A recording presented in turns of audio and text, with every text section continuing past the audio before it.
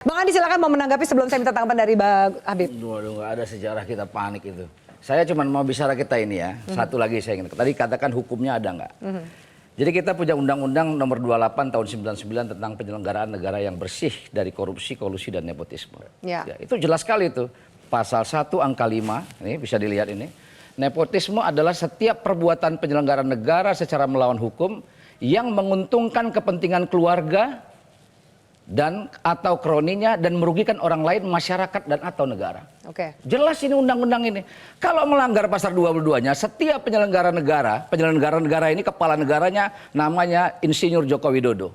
Ya, setiap penyelenggara negara yang melakukan nepotisme dipidana dengan pidana paling singkat 2 tahun dan paling lama 12 tahun, denda paling sedikit 200 juta dan paling banyak 1 miliar. Jelas ada perangkat aturan kita. Tapi saya ingin mau katakan satu. Presiden kita ini kepala negara sekaligus kepala pemerintahan. Dia lebih powerful daripada Raja United Kingdom. Anda lihat Aviani, waktu kasus Brexit, mau referendum, itu Raja nggak ada, bahkan komentar dia tentang Brexit tidak. Ya. Kenapa? Karena dia tidak mau mempengaruhi preferensi publik. Ini moral etik yang paling tinggi. Padahal negara itu punya dia. Ya. Loh, ini negara ini punya kita. Saya yakin Pak Jokowi sadar itu awalnya. Karena itu bahasanya ini. Lalu apa yang merubah? Ini awal bahasanya. Apa yang Saya merubah? perlu sampaikan bahwa pemerintah daerah, pemerintah provinsi, pemerintah kabupaten, pemerintah kota, pusat, semua harus netral, kata Pak Jokowi. Tanggal 1 November. Ya kenapa berubah? Nah, tanya sama Pak Jokowi kenapa dia berubah. Kenapa dia tanya sama Pak Jokowi kenapa dia berubah. Dan ini satu lagi, Undang-Undang Dasar Muka 5 Undang-Undang Dasar kita.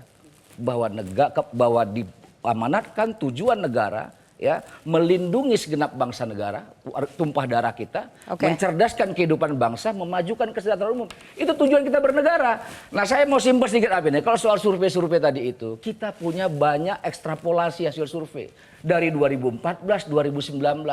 Yang survei mana? Pak Prabowo dulu itu nggak ada yang di bawah di atas 31%, nggak ada, boleh cek, nggak ada, boleh kita cek. Apa kata Pak Prabowo? Survei bisa dibeli. Apa? Tapi apa hasilnya Pak Prabowo? 44,5%. Ada lompatan. Ini banyak yang nggak paham ini. Kalau Anda incumbent, survei Anda belum 60%, Anda belum aman.